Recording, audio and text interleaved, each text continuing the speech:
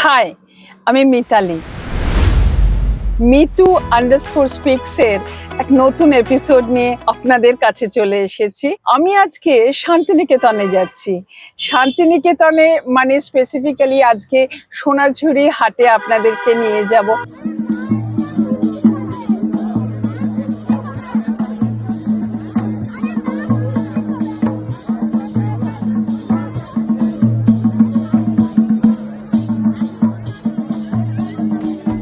আমি এখন যদিও কলকাতাতে আছি, মানে কলকাতায় কিছু বন্ধু বান্ধবদের পিক আপ করবো। আমরা বাই রোড যাচ্ছি। ভীষণ ভালো লাগে ও লং ড্রাইভ।